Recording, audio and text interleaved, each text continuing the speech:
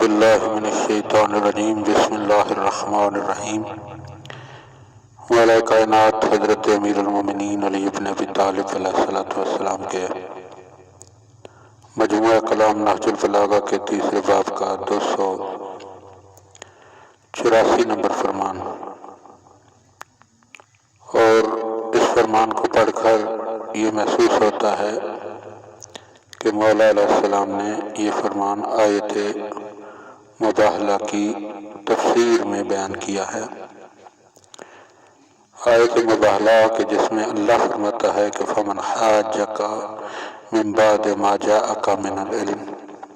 فقل تعالوا ندعو ابناءنا وابناءکم ونساءنا ونساءکم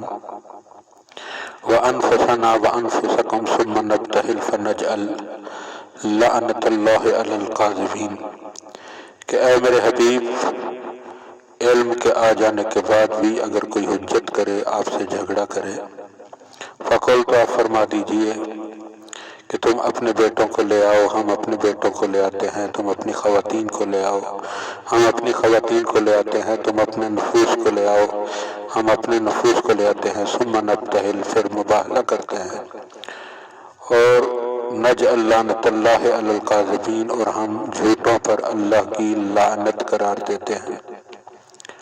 تو پیغمبر اسلام اس آیہ مجیدہ کے نازل ہونے کے بعد مولا علی جناب سید کونین مولا حسن اور مولا حسین علیہ السلام کو ساتھ لے کر جب میدان مباہلہ کی طرف چلے تو نصارہ نجران دیکھ کر کہنے لگے کہ ہم ایسے چہرے دیکھ رہے ہیں کہ اگر یہ پہاڑ کو کہہ دیں تو پہاڑ اپنی جگہ کو چھوڑ دے گا، ان سے مباہلہ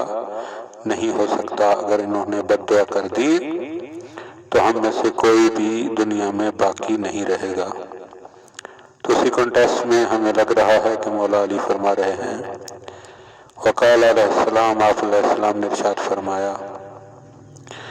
قطع العلم عذر المتعللین، علم نے حجت بازوں کے عذر کو قطع کر دیا ہے، یعنی جب علم آ جاتا ہے تو پھر اس کے سامنے کوئی حجت نہیں چلتی، بلکہ علم ہر چیز واضح کر دیتا ہے، کوئی اس میں الجھن اور کوئی کنفیوژن باقی نہیں رہتی۔ لہذا انسان کو چاہیے کہ علم یقین حاصل کرے